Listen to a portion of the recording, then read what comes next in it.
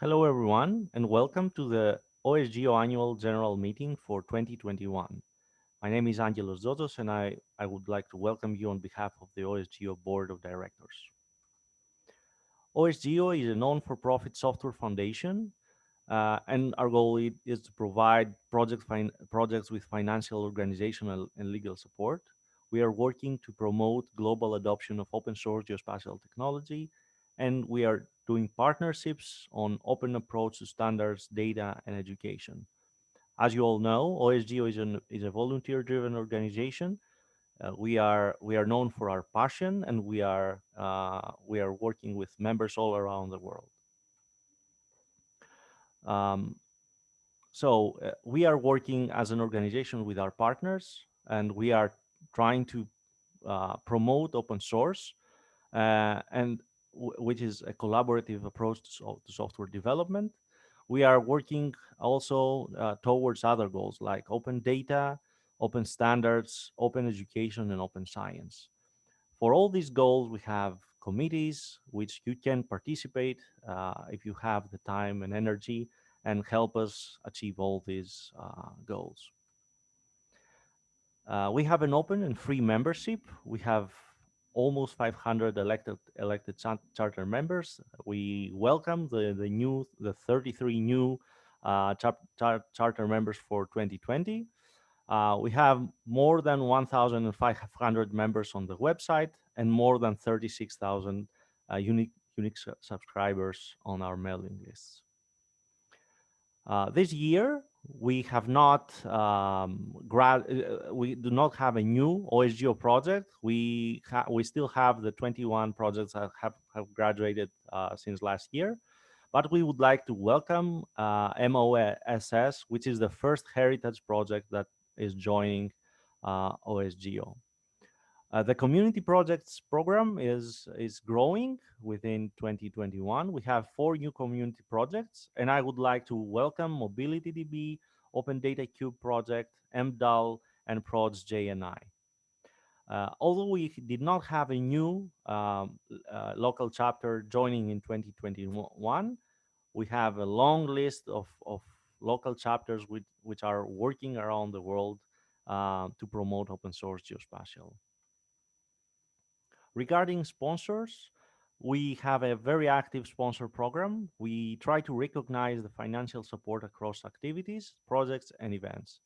So if if you are an organization that wants to sponsor this, we have a clear table of benefits, and we also offer the opportunity to list you as an OSGeo sponsor in case you have sponsored an OSGeo event or a project. So please reach out to the board of directors if you have sponsored such an event. We would really like to thank our current and previous sponsors, which are helping us make all our goals happen. And we would really like to thank you for your commitment in the OSGeo goals and for all your help. OSGeo is not working alone. Obviously, we have lots of partners, and we are continuously growing our partners and the list of organizations that we are working with. This year, we have signed new MOUs. Recently, we joined we had an MOU with Humanitarian OpenStreetMap, which happened this month. And we are now discussing for more memorandums of understanding with more organizations. And you will hear more about this in the board section. Also, the OSGeo is maintaining a very healthy board of directors.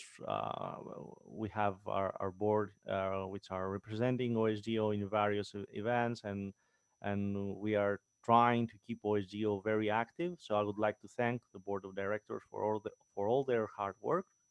But we also want to thank the chief returning officer for running the elections, and we also would like to thank the OSGeo committees and the OSGeo projects who are actively involved in the OSGeo work all around the world.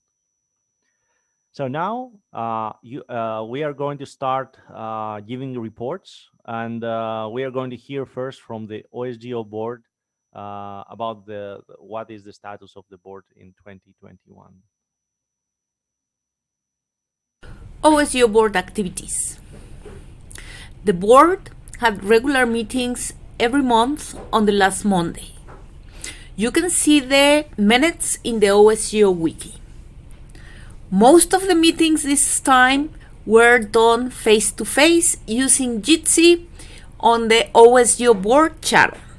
Board action items are being tracked on Gitty and motions take place on Lumio.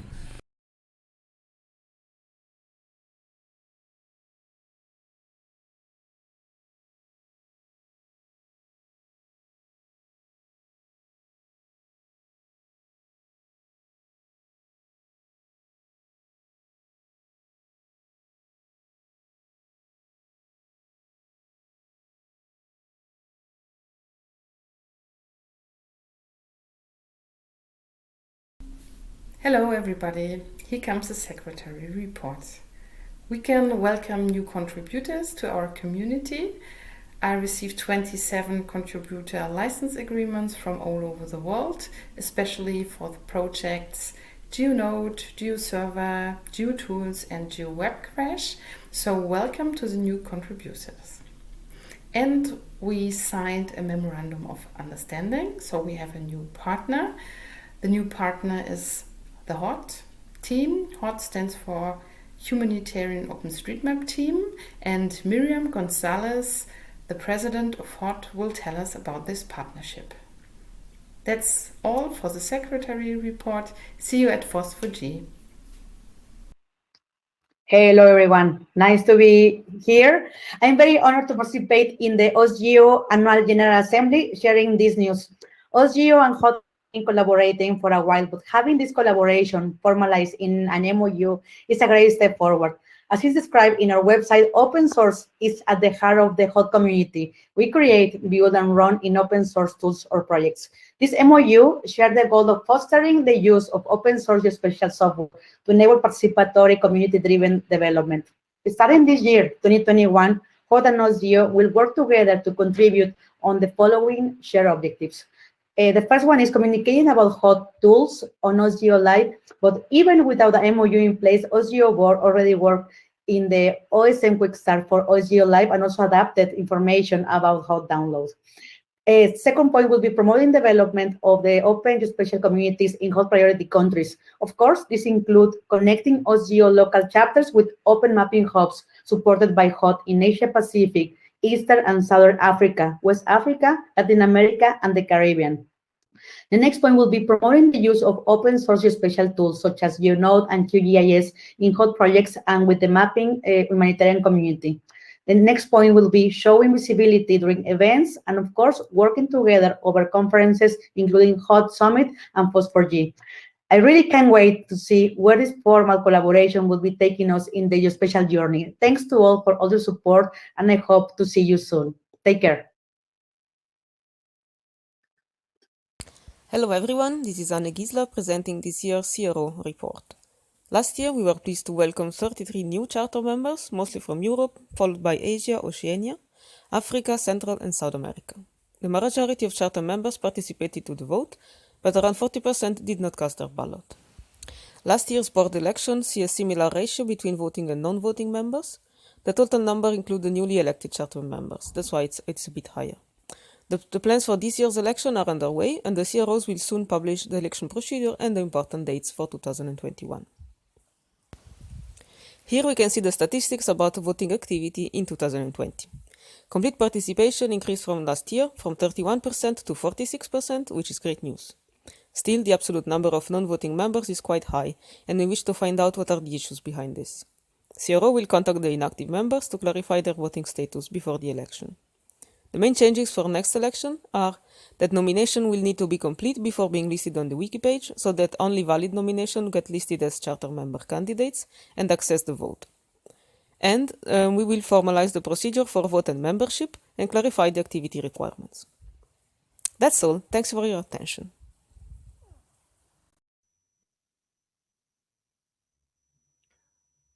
Next, we are going to hear about the OSGeo conferences and face-to-face meetings or online meetings that happened in 2021.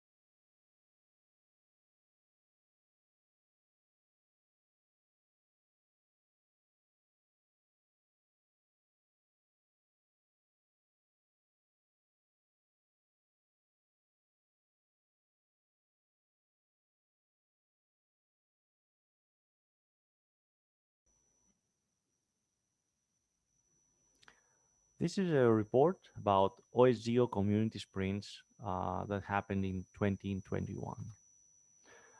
Code sprints and community sprints are friendly work parties where our project members and community members are working together for a number of days.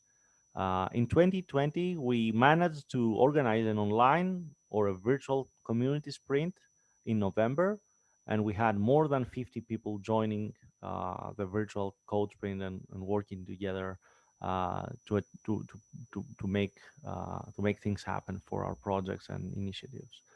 Then in February, we organized along with OGC and Apache Software Foundation a code sprint for 3 days, and we are very happy to report that it was a very successful code sprint. Also, our projects and members are very active in participation in recent OGC API sprints that are happening every 3 months, and open source geospatial is very strong in the in implementing the new OGC API standards. Unfortunately, we did not manage to make a face-to-face code sprint this year, and also the Athens community sprint that we had planned for 2020 was first postponed for 21, and now since the COVID situation still persists, we are postponing for May 22. We don't know yet the exact dates, but we have all sponsors that are still willing to continue their support for the event, and we would like to thank you about it. So stay tuned for more news about the next code sprint and the next community sprint from OSGeo.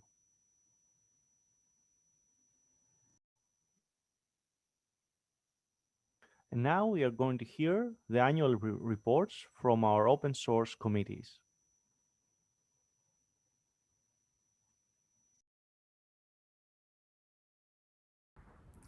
Here with the report from the UN Committee for the OSGeo AGM in 2021. This committee is involved in the UN OpenGIS initiative, for which you see the URL on this slide, and also coordinates the annual OSGeo UN Educational Challenge. Maria and I, as Rena, represent OSGeo and Geo for All respectively on the UN OpenGIS Strategic Board. UN OpenGIS meets every month. It has 5 working groups that work on different aspects related to developing open source GIS for UN operations, namely Working Group 1 on the hybrid GIS infrastructure, Working Group 2 on capacity building. This group is co-chaired by Maria, and through this working group, QGIS and POSTGIS training is presented to UN employees. Working Group 3 focuses on geoanalysis, Working Group 4 on field data collection, and Working Group 5 on geo-artificial intelligence. After skipping 2020 due to the pandemic, this year we again arranged the OSGeo UN Educational Challenge. For this challenge, proposals are invited to prepare educational material for OSGeo projects. It is a career development opportunity for early career scientists and practitioners in the open geospatial industry, while also increasing the volumes of educational material available. The first 2021 challenge is related to the new machine learning functionality for image analysis in QGIS, and the second one is related to PG routing. This is the first time that PG routing is included in the challenge. Patrick Hupp and Swapnil Joshi are the winners of the respective challenges, and they are now working on the educational material under the guidance of the mentors. We thank the OSGeo Board for sponsoring the prize money for the challenges. Overview of Geo for All activities. We are just over 140 labs globally.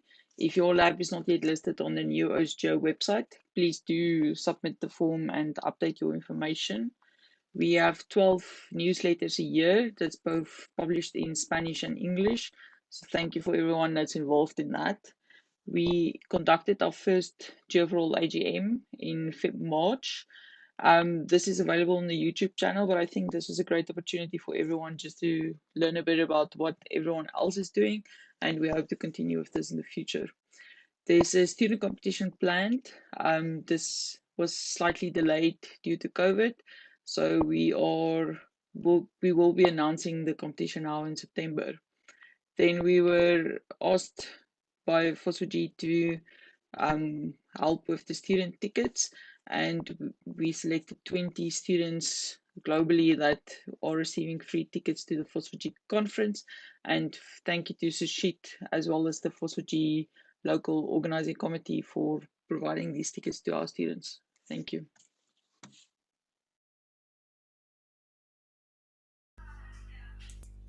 Hi, this is Sergio from Geo for All Iberoamerica. We are part of Geo for All for Spanish and Portuguese speakers.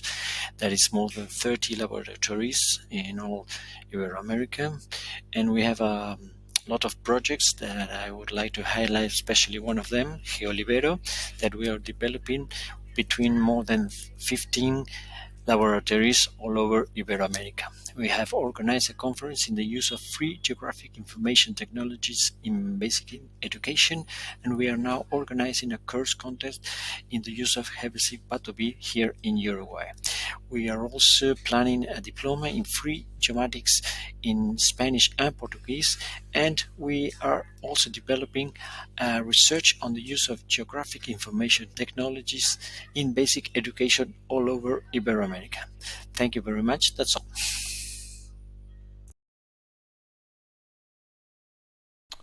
The marketing committee has continued their regular meetings, which is happening every last Friday of the month at 14 hours UTC mostly. In terms of outreach activities, there's the Mapscaping podcast, of which last year 4 episodes, and then this year 5 episodes have been supported by the OSGeo. There is also the community-run GeoMob podcast, which also promotes OSGeo and FOSFOG project as well. You might have listened to an episode leading to this year's FOSFOG. On social media, we've kept our activities, especially on Twitter as well. There's been less outreach activities due to COVID. We still have a couple of USB sticks for OSGeo Live, and then flyers and stickers from 2019. We are always available to support your activities, FOSFOG activities, and then you are also invited to join the marketing committee. Thank you.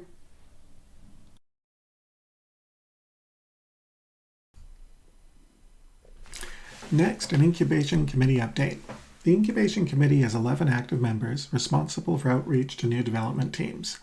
This year, OSGeo welcomes our first heritage project. Peter did a lot of work to provide MOS-GIS from the Solcats Awards a home. We also introduced a code of conduct requirement for incoming community projects. The community program has welcomed 4 or 5 projects into the OSGeo family in the last year. Also joining this list are Mapfish and Awesome, in this case due to inactivity. We have 5 teams presently in incubation, each joined by an OSGeo volunteer. While there has been some discussion, we look forward to seeing more progress from these projects in the year ahead. Hello, this is the annual report of the Open Geoscience Committee. Due to the pandemic, activities were limited. In spring, the committee supported and participated in the virtual Data Help Desk at the annual Virtual General Assembly of the European Geoscience Union in April. The conference attracted a total of over 18,000 scientists from 135 nations during 1 week. For next year, reach out to similar groups within organizations such as the Research Data Alliance (RDA) and Earth Science Information Partners (ESIP) are planned. Thank you.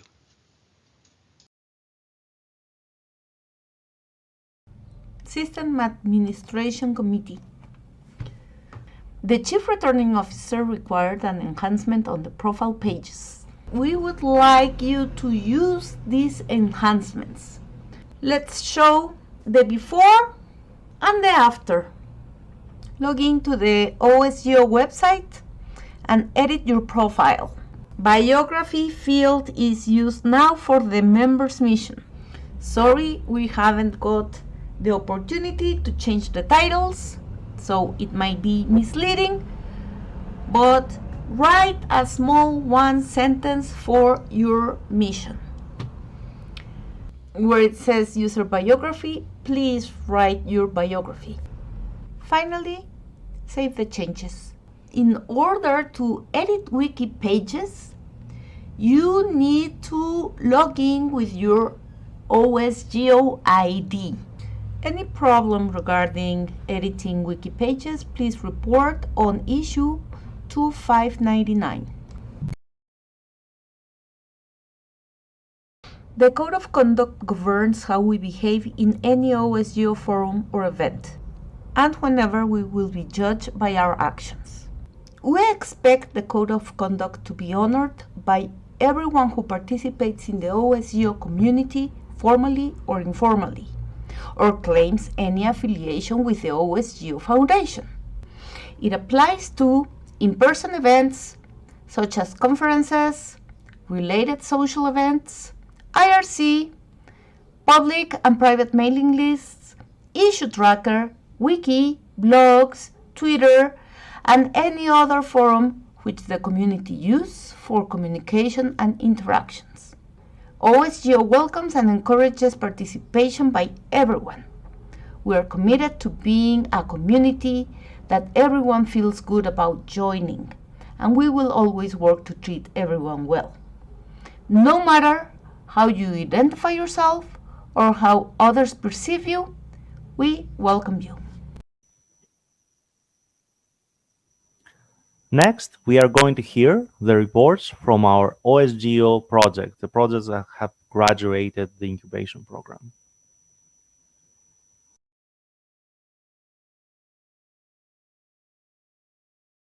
Hello, everybody. This is Veronica Andreo presenting on behalf of GrassGIS project. For this year, we have a planned release, a major version plan release, GrassGIS 8, which will come with more than 800 fixes and improvements, especially focused on the startup and the first-time user experience. We also plan to release Grass 786 very soon. Currently, it is in stage release candidate 2. At the end of last year, we have carried out BSc elections, and we have also elected a new BSc chair, me, yours truly here. We have also this year 3 students developing their Google Summer of Code with us. One of them is developing a single window GUI for GrassGIS that might look like this in the future, with dockable panels that you can move around. We also have another student developing an improved integration with Jupyter notebooks and interactive map displays that might look like this. Here you have a link to try yourself to a Binder. And last but not least, there's a student developing implementing parallelization in different raster modules and also benchmarking. We have also various new add-ons in the repo, and we have carried out long-term planned restructuring of the add-on repo. We have set up an open collective account under OSGeo to receive donations and sponsoring. And we are also carrying out an increased presence in social media plan with weekly posts. So that's all for now, and thank you very much for your attention.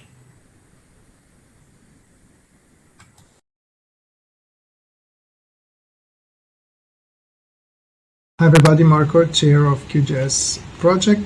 This year, as usual, we have 3 major releases. Something special, we dropped 32-bit support on Windows. This is because we need to update our libraries to be ready to go on to Qt6 eventually. Then we have one Google Summer of Code running on an on-the-fly raster calculator, and we also have the 2021 grant program running successfully with 25,000 euros for development work and 20,000 for documentation work. We also have budgeted 80,000 euros for bug fixing. On the community side, we now have had 12 QGIS open days. They used to be called QuackFest. We renamed those. And we created a YouTube channel where you can actually watch all the awesome presentation that our community members are giving. Finally, we opened up a new community channel on Telegram, and it has turned out to be super active, and we already have 1,500 people sharing great news and great tips and tricks over there. So thanks everybody. Hello, about GBSIG project, there will be at the next year, at the end of this year, a new GBSIG desktop version, the version 2.6, with new editing tools, bug fix, and a new very interesting tool that is the version control system. We are also working in parallel on GBSIG desktop 3 version with a new raster architecture and avoiding commercial drivers. And there will be a new GBSIG online version at the next year, at the middle of the year, more or less, and we plan to release a new first version of GBSIG Maps. That is a framework for the development of GIS, mobile GIS applications. About the events and activities of the project, the next International GBSIG conference will be an on-site event, if possible, if the health situation permits, and it will be in Valencia from the 1st to the 3rd of December of this year. And we are going to participate in different conferences. They are online conferences, for example, the FOSS4G in Buenos Aires. And we are going to prepare new free GBSIG courses that will be added to the existing ones. For example, the municipality management, the crime mapping, or archaeology. We are going to create new courses. Thank you.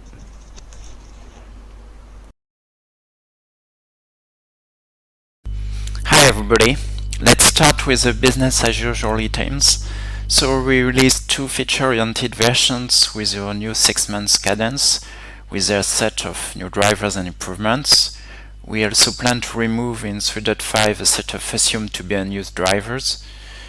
We issue bug fix releases every 2 months, and the next feature version is GDAL 3.4 in November this year. But the big thing is the sponsorship program we've set up using NumFocus as fiscal host. It is dedicated at mostly funding maintenance activities such as bug fixing, pull request reviews, and to grow our set of co-maintainers. It has been a great success as we've raised $300,000 per year. So you can notice we got support from 3 major cloud providers, 2 major satellite imagery providers, and other major actors of the GIS industry. Thanks. The PyCSW project is a long-standing OGC reference implementation focused on discovery and search of geospatial metadata. In the past year, we've seen significant updates to our EO support. This includes support for ISO 19015-2, support for the OpenSearch EO extensions, and the family of stack standards. In addition, we've implemented the evolving OGC API records specification. 2 of the PyCSW developers are on the standards working group, so this gives us valuable insight into the activity as part of our collaboration with OGC. We are also now the resource catalog component of the ESA EO-EPCA project. Finally, we've had some support for DevOps, and our next release from Master Branch will now be a major release, which is 3.0, which we're hoping to release in the upcoming months. Hi, I'm Florian Höth, one of the GeoNode PSC members. The new stable branch is 3.2x with currently 2 releases. The 3.1x branch reached its end of life with the 3.1.1 release. This year we spent much time to clean the codebase for huge refactoring efforts for the upcoming 3.3 releases and according to our 4.0 vision. As part of that, the current dev branches Master and 3.3x have merged code which will be volatile, like the architectural redesigns and the update to Django 3.2. This rework will lead to a decoupled front-end and back-end solution and a single-page application. In terms of community work, we have held a State of GeoNode webinar. The PSC is still discussing if and how a GeoNode summit could be held this year. We see a broader usage in research institutes. From that part of the community, contributions to enhance GeoNode's capabilities as scientific data repository will start next year.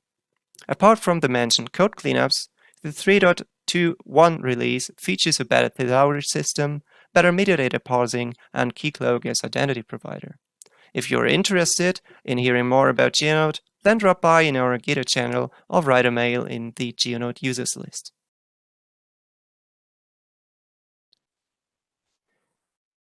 Hello, I'm Olaf Knopp. I'm chair of the Mapender project and CEO of Ware Group. We had a very important year for our project with focus on this the newly released version 3.2 with OpenLayer 6 released in 2020. I want to mention the configurable responsive behavior of elements. So now you can configure specialized applications for different devices. We implemented a completely new backend design, a very user-friendly, very clear design. We will later transfer to the front end also. And we implemented new share tools. So now you can store and share your applications or states of application, for example, layer states or reference systems or Zoom level with other users. We had a very successful user meeting in March 2021 with about 100 attendants, which is quite nice for us. The plans for next year, beside the further development of our applications, is a pre-configured routing element, which will allow you to make street routing. If you download Mapender, you automatically have this element because we also will provide the routing service for this. I think in the beginning it will be Germany or Europe in the first step because we have to configure this routing service. We will, as I said, transfer this new design to the front end. So we'll get a very clear and modern design, responsive design for different devices. And as usual, we have a whole lot of bug fixes, code cleaning, architectural work, and removal of abandonware. So we're looking quite forward to the next year. Thank you very much.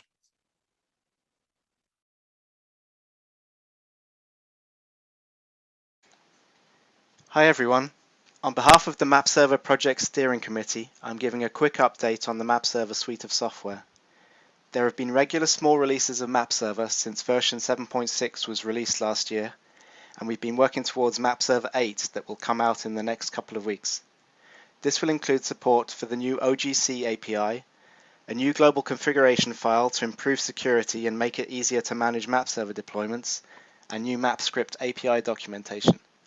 There's plenty more, so please join us for the State of Map Server talk this Wednesday to find out more. There should be a release candidate out now for testing, and we'd really appreciate any testing and feedback. In June, there was a new release of Tiny OWS in honor of Olivier Courtin, the original Tiny OWS developer, who sadly left us last year. And finally, there is a new release of Mapcache, also planned for October.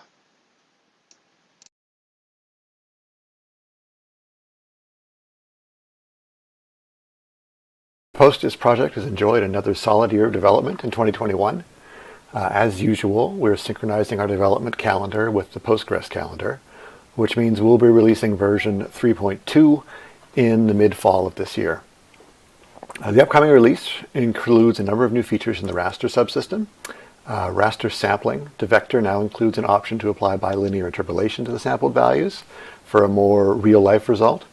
Raster sampling has also been extended to support for any vector geometry type, not just point sampling.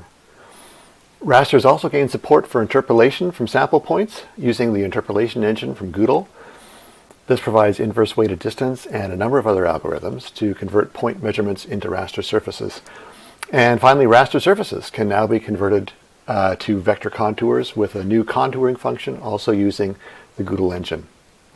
The topology subsystem has received a good deal of work, including many new utility functions for manipulating topology, as well as extensive work on reliability and stability. The new validity routines from GEOS have also been exposed in PostGIS, so it's possible to force validity using the old algorithm or a new one from GEOS. The PostGIS project held a productive developers discussion on Jitsi last week, and we'll be meeting again before the release of 3.2. And make sure to put PostGIS Day in your calendars for this fall. That's Thursday, November 18th. We're hoping to have another great virtual PostGIS Day with talks from around the world.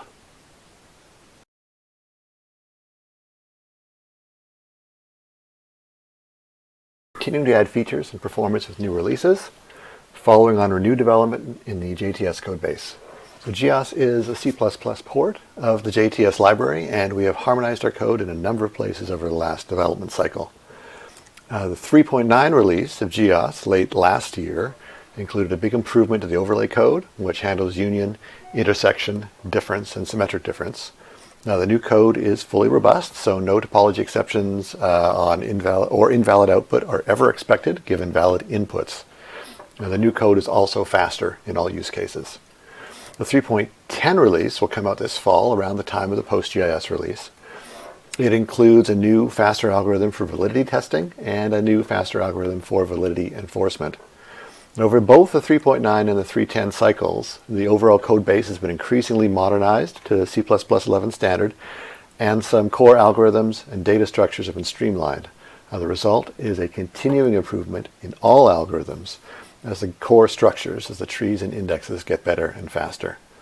The C++ API remains a stable API to link against, and all dependent projects of GEOS, including PostGIS and QGIS, can upgrade to GEOS 3.10 without change when it was released in the fall.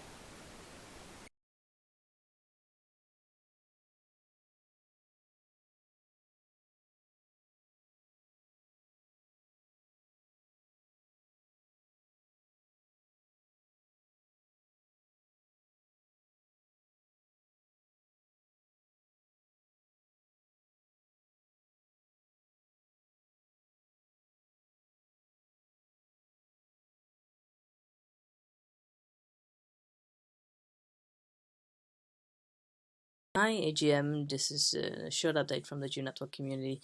We're currently maintaining 3 branches on the project. We also had the official release of the 4.0. There's a lot of work in progress. We were working on breaking up the big application into microservices. We're working on a massive user interface update using latest JavaScript technologies and working on a DCAT schema. From the community perspective, unfortunately no Bolsena this year, but we hope to come back next year. Some challenges for us, there's the ongoing Elasticsearch versus Amazon OpenSearch. Cloud Native, being a massive Java application, Cloud Native has always been a challenge for us, but now with the microservices approach we hope to be more friendly there. And then of course the OGC API, which overall brings challenges for GeoNetwork as a server, OGC API records, and as a client, OGC API features and maps and tiles. So there's a lot of things going on. Yeah, we hope to improve data discovery for all of you. See you next. OSGeo Live 14, a Linux distribution on LXQT Ubuntu 2004 LTS, Qt5 Desktop, and Debian GIS Base. Desktop, docs, app examples, and integrated demo data. Every OSGeo graduated project and others are installed and ready to try. OSGeo Live docs are shipped in 8 languages with more in development. Packaged GDAL 3.2 Proj 7 form the base this year with PostGIS 3.1 and PG12. QGIS 3.16 translated to major languages, Marble app for education, T-Rex for vector map tiles, Grass 7 via QGIS processing or the local Actinia cloud, PG routing via PostGIS 3.1 or QGIS plugin, Map Server 7.6 ready to serve.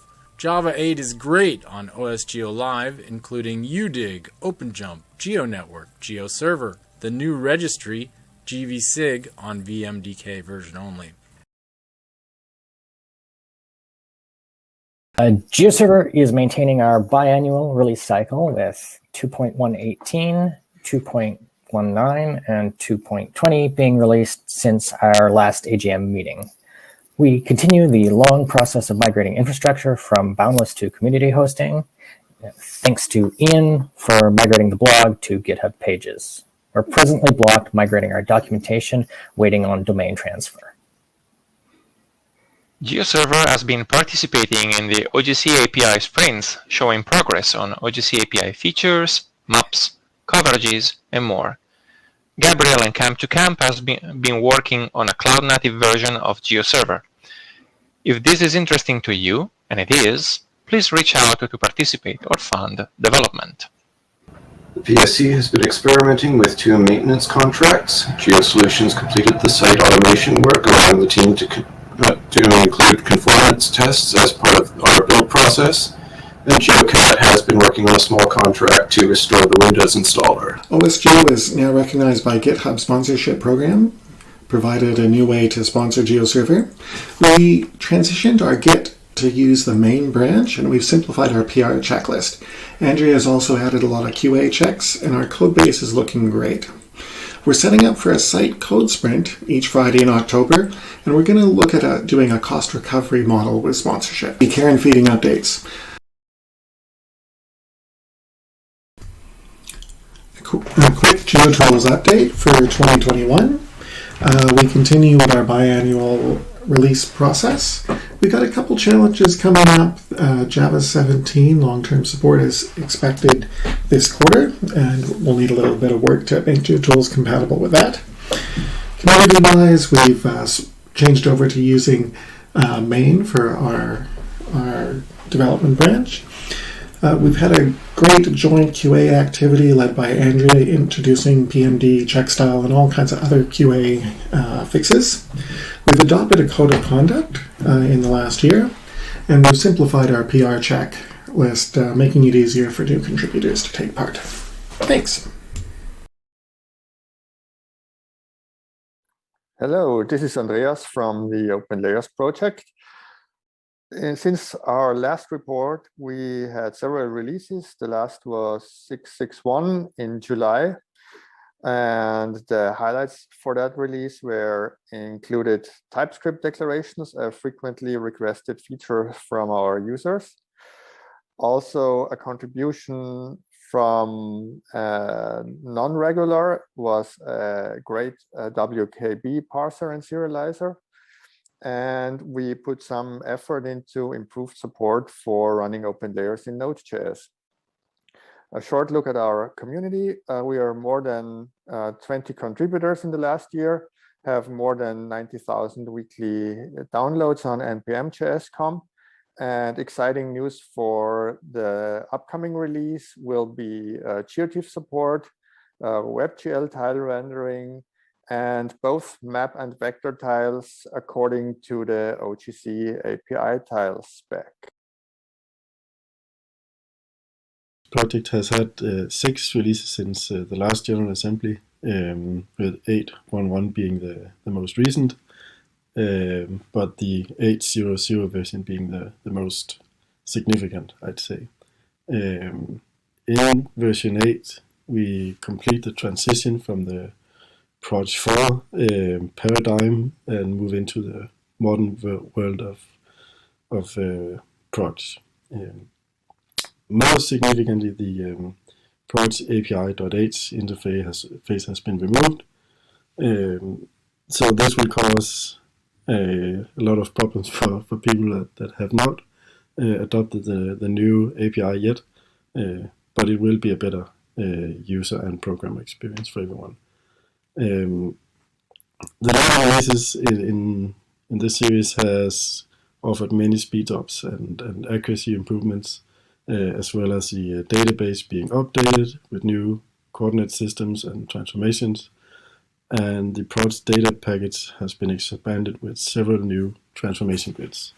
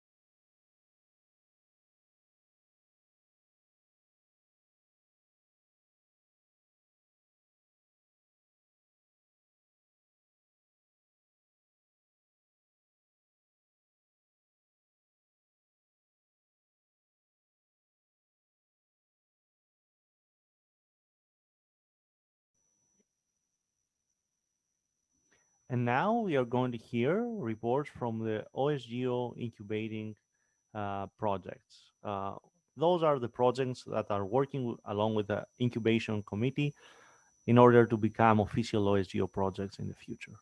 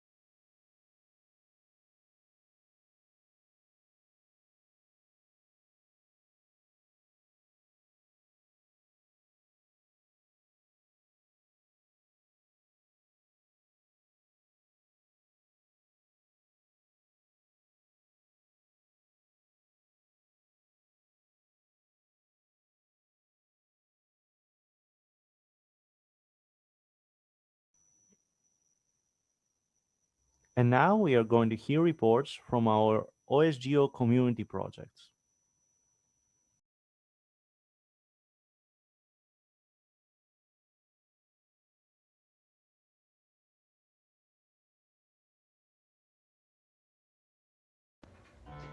During this last year, the PG routing community have been working on the version 3.2, and we are looking towards version 3.3, with the help of the GSOC student Vinit, who added more functionality to PG routing. The corresponding Docker images have been generated continuously by Cayetano.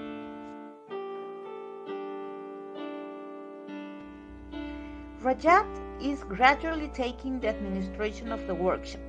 It's going to be semi-automatically generated, and Yoshi from the UN Challenge is adding examples for using PG routing on Sustainable Development Goals. There is a spin-off of PG routing called VRP routing, where GSOC student Ashish connected the room with the database.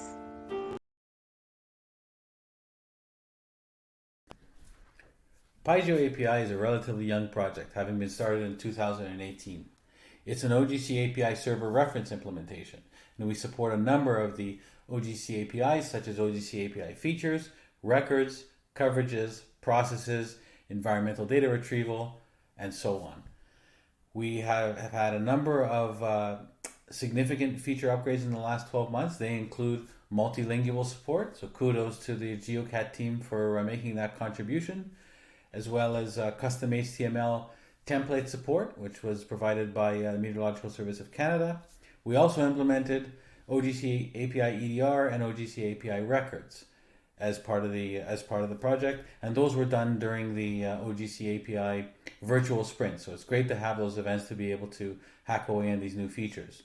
We also added support for CQL common query language, so that was Francesco Bartoli, so that's much appreciated as well. Stack and Stack API made their way into PyGeo API, as well as Sensor Things. There's a Sensor Things feature backend.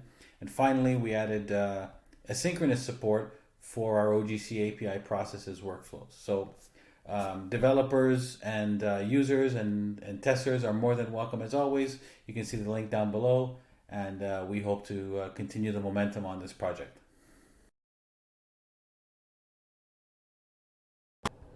OWSLib is a long-standing Python client for OGC Web Services.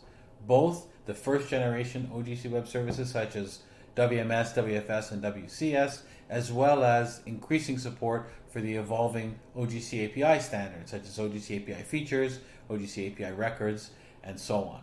It was created in 2005 by Sean Gillies. Some of the updates in the past year include geometry filtering support for Earth observation and satellite metadata, so that's the ISO 19115-2, as well as CSW distributed search support. We continue to work on the library, adding new features, fixing bugs, and making packages available for the geospatial Python community.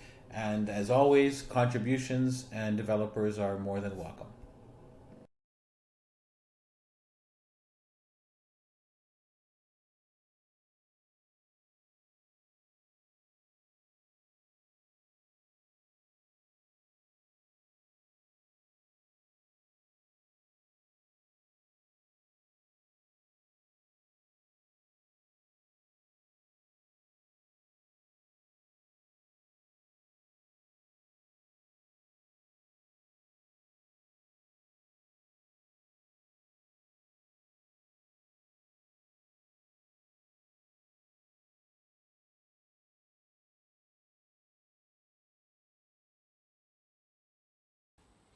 Hi everyone, my name's Damien Ayres and I'm one of the founding contributors to the Open Data Cube project. The Open Data Cube project has been around for more than 5 years, but we've only been part of OSGeo since June. Thank you very much to everyone, especially Alex Leith, Bruce Bannerman and Judy Garnett for helping us through the process. The Open Data Cube project comprises a collection of Python software for collecting, organising and making use of continental scale Earth observation data. The project is also dedicated to building a community around increasing the use of this data. Although originally designed to run within a high-performance computing environment here in Australia, there are now multiple high-profile deployments of the Open Data Cube within public cloud providers, including Digital Earth Australia and Digital Earth Africa. In the last year, we've successfully run an online Open Data Cube conference with more than 300 attendees, 15 presenters, and split across 3 time zones. And we've continued developing the back-end tools and front-end web services with a particular emphasis on supporting new cloud standards like COG and STACK. Thanks, and enjoy the rest of the AGM. Hello, I'm Peter, and I'm developer of the MDAL library. MDAL stands for Mesh Data Abstraction Library, and it is C++ library with MIT license, used mainly in QGIS mesh layer. It can read-write data on 2D unstructured meshes, like temperature or wind meteorological maps, or 1D meshes, like urban drainage system, or 2D stacked meshes, like detailed flood maps. We are very proud to be accepted as an OSGeo community project in this year, and we worked hard to comply with the OSGeo standards, like we improved documentation, you can look at MDAL XYZ site, we improved the code coverage for our automatic test system, and we are building community through mailing list and GitHub. We are happy to see some publications on trainings and books on the usage of mesh layer in QGIS. And we cooperate with companies behind numerical solvers to support their formats in MDAL. MDAL can now read or write more than 16 formats for hydraulic modeling or meteorological data, for example, GRIP or NetCDF. Our plans are finish the project to support mesh frame editing in MDAL and QGIS, planned for QGIS 3.22 release, and also support the more formats, especially writing capabilities.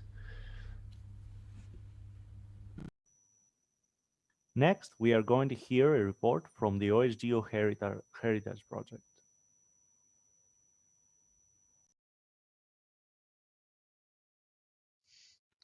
Hello everybody, my name is Peter Lowe. I'm proud to give the first update on the OSGeo Heritage Project MOS. The acronym stands for Map Overlay and Statistical System. 43 years ago, in 1978, development started by Carl Reed and continued until the year 1985. It is the first GFOS project because it has been public domain by design and from the very start. MOS was initially developed on a mainframe computer. It was ported to mini-computers and finally PCs running Microsoft DOS.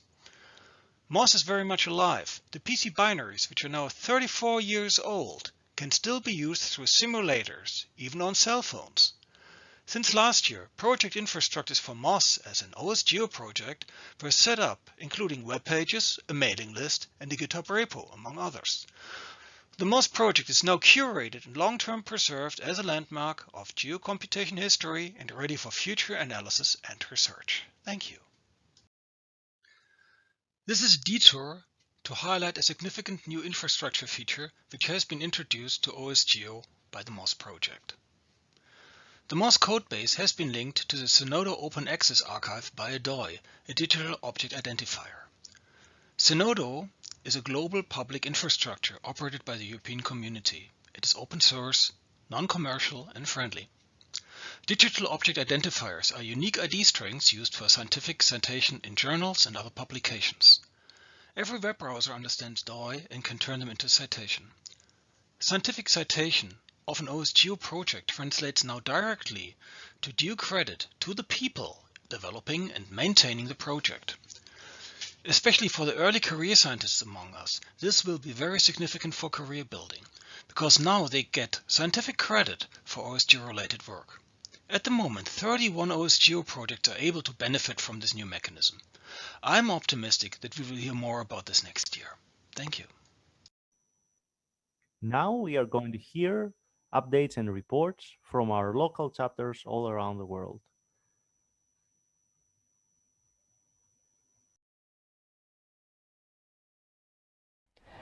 OSGeo Africa, we have a mailing list. We started in 2005, and the Telegram group from 2018 from Phosphor-G Dar es Salaam, all coupled, has a total of 1,000 and more participants. The lists are used for a wide range of discussions, from sourcing mutual assistance to force activism. However, we are still not an official chapter.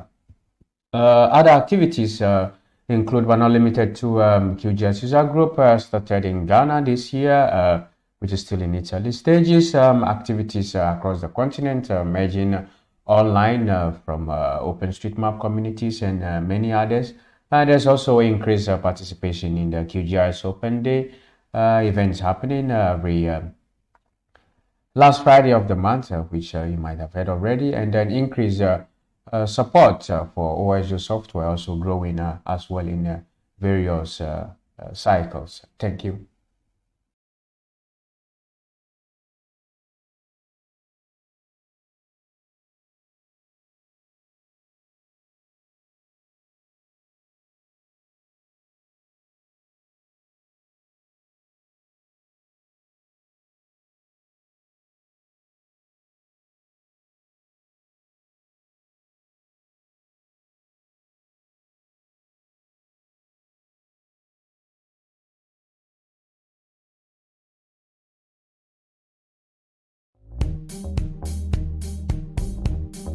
Somos un respaldo para las comunidades hoy en día en Argentina para darle soporte jurídico y poder generar estos eventos tan importantes como es la FO4G en Argentina y en las diferentes partes de Latinoamérica, y así poder brindarle cada vez mejor servicio e integración con el resto de las comunidades. GeoLibres tiene muchos objetivos mencionados en su estatuto y todos están vinculados con el software libre de código abierto, el acceso libre a los datos geoespaciales y las comunidades vinculadas a los datos geoespaciales.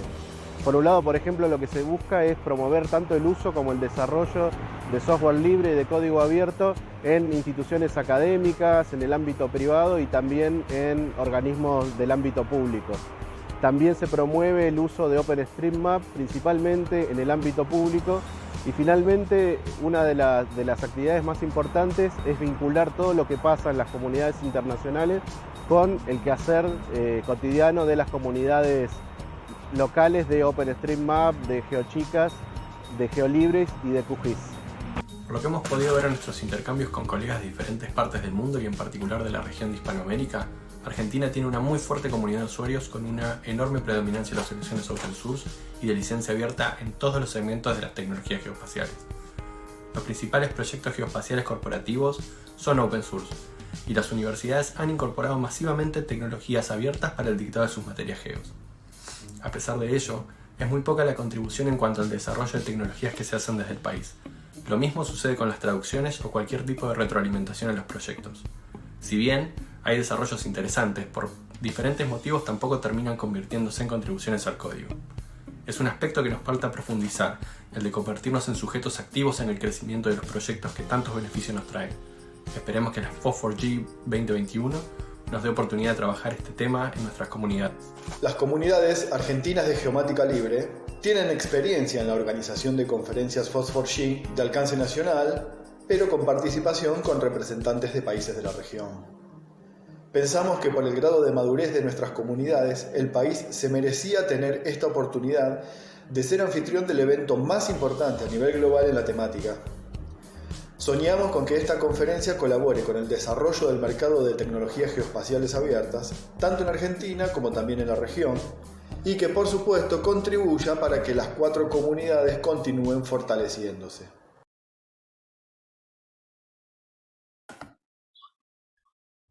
Hi, my name is Jörg and I want to provide you with some news from the German language chapter of the FOSS4G, the FOSS-GIS. At first, we have a new board since March of this year. It's now me, Perman Kalberer from Switzerland, Falk Scheile and Jochen Topf. And as pronounced last year, we opened a coordinating office in Berlin with now Katja Haferkorn working for us in it. Our main conference took place this year online with more than 600 sold tickets and 4 days of talks and workshops, many of them with OSGeo Live. The next conference will take place next year It's planned for March. It will take place in Marburg and at the same time online. That's all. Thanks. Have a nice time.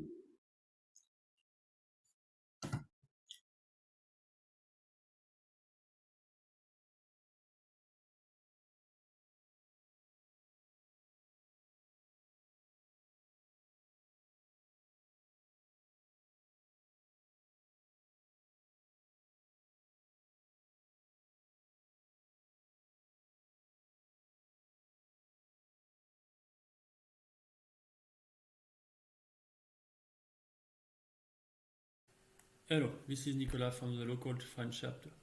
This year we elected a new board and we plan to organize a local FOSS4G in 2022.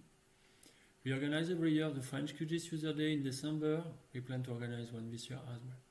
Last year we decided to be a sponsor of the QGIS project, which is good. We also try to be present at free open source OSGeo related events in France, like the Geodata Days in September. We are having trouble getting volunteers to help us keep the association going, and COVID has not helped. We have some administrative difficulties that block us in our project, and we hope the election of a new board will make things easier. Thank you. Take care. Bye-bye.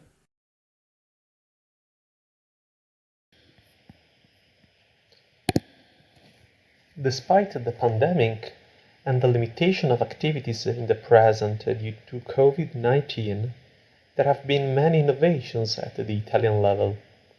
The association has adopted the new statute and moved its headquarters to the digital campus in Padua, also increasing the number of members and subscribers to the mailing list. In addition, new social channels, Facebook, Twitter, Telegram group, LinkedIn webpage, were created to disseminate the many activities carried out by the association. 16 webinars were held during the winter and spring periods in live mode and with participant interaction. The videos were then uploaded to the association's new YouTube channel. A dedicated session was also organized during the Hazit Academy 2021 conference. We are also organizing the FOSS4G 2021 conference in blended mode at the Italian level, ensuring the streaming of activities and creating a series of hubs around Italy where people can meet to develop software and follow the conference in live mode. For the second part of the year, we are organizing new webinars together with the Georesources and Environment Association, also called the GEM in Italy. But above all, Luca, you can announce the real big news. Thanks a lot, Paolo. Yes, one of the most important activities this year for the GFOS.it Association and the Italian community is the organization of FOSS4G 2022. Instead, we was selected for the organization of the next conference. The conference will be in Florence in August 2022, and we really hope to see you all in Italy next year.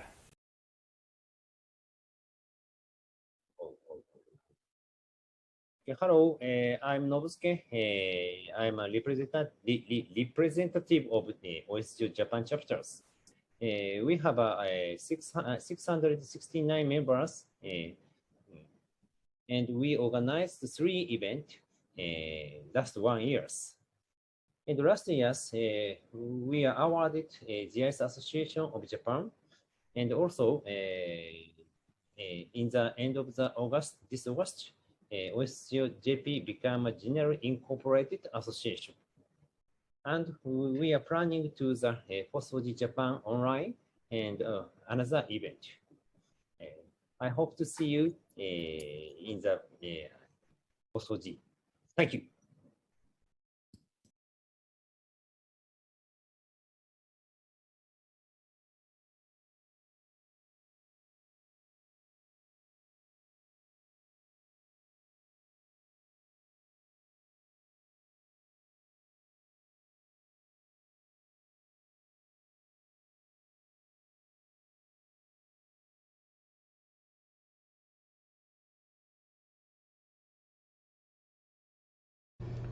Greetings everyone. So for FOSS4G and OSM Philippines updates, there isn't an official and registered OSGeo organization in the Philippines yet, but we have a close-knit community of FOSS4G, OSM, open data, and open mapping advocates with a lot of intersection in terms of members.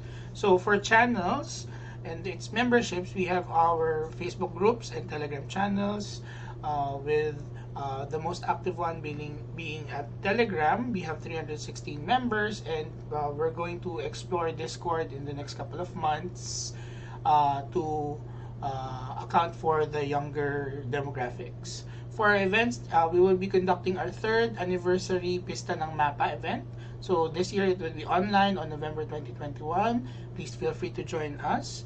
And we have already conducted FOSS4G conferences since 2012. So for future plans, we are planning to organize as an official registered organization in the Philippines in the upcoming months or year, hopefully. And that would be it. Thank you. After the 2019 break, when we organized the Global FOSS4G and the difficult 2020, we've regrouped Inclusion Apoca for the 25th edition of the geospatial.org seminars. One-day online workshop gathered more than 300 online viewers and over 1,000 views on our YouTube channel. Although not ideal, we will keep the format for the Bucharest and Timișoara seminars. A productive collaboration geospatial.org formed this year was with the Rerise Association. Together we've developed an interactive mapping showing all earthquake vulnerable buildings in Bucharest, as well as which roads would be blocked by building wreckage. Geospatial.org and the Romanian Cartographic Association teamed up this year with a local STEM education initiative, the Romanian Science Festival. Together we delivered 2 webinars on cartography and land cover change monitoring using satellite data. Part of the International Cartographic Association, RCA is also coordinating Romanian volunteer mappers in many other interesting challenges. And of course, because the pandemic is not over, we've continued maintaining the COVID-19 Romanian platform.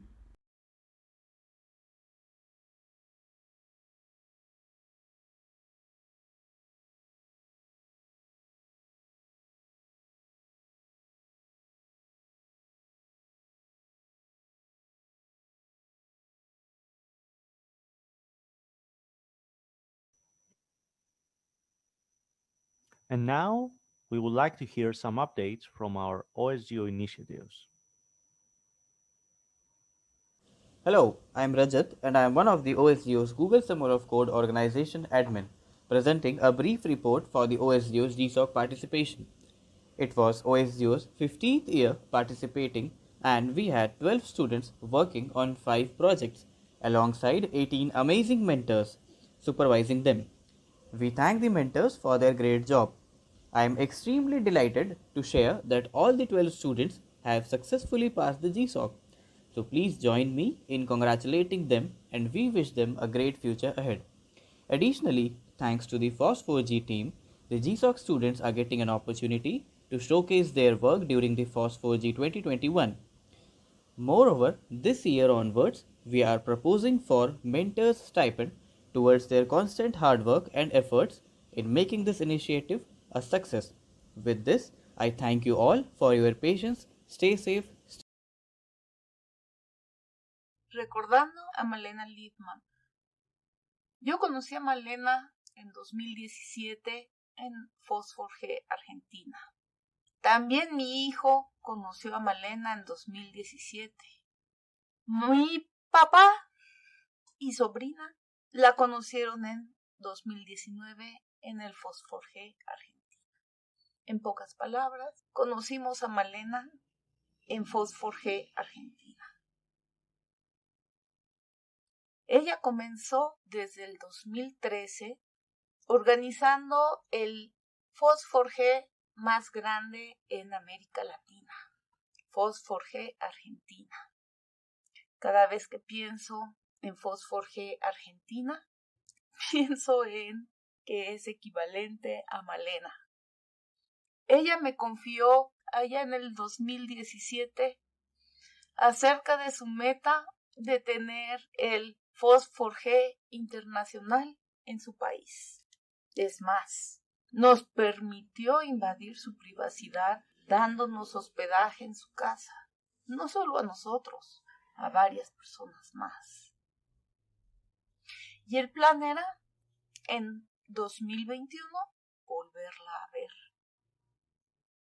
Mi hijo, mi papá, mi sobrina, mi familia estaban puestos para volver a ver a Malena en Argentina.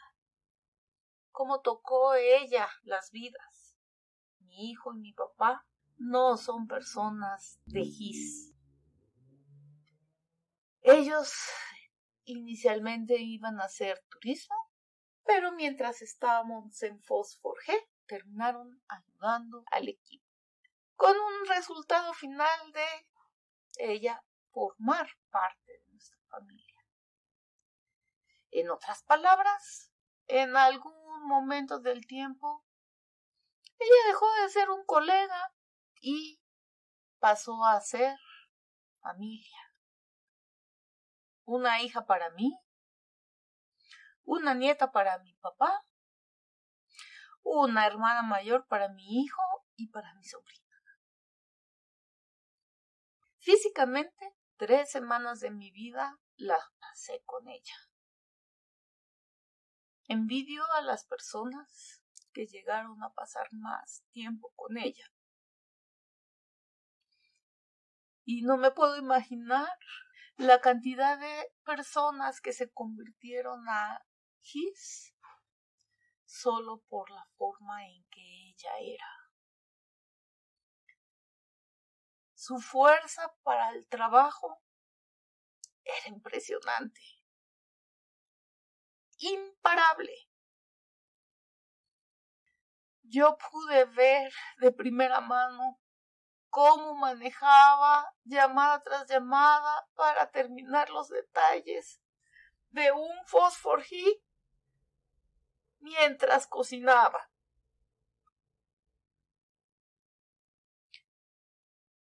Ella fue nominada para ser miembro de la junta directiva de OSGeo. Y no puedo decir que estoy triste de que no logró llegar a la junta directiva, porque no estando en la junta directiva le dio el tiempo que necesitaba para cumplir su sueño.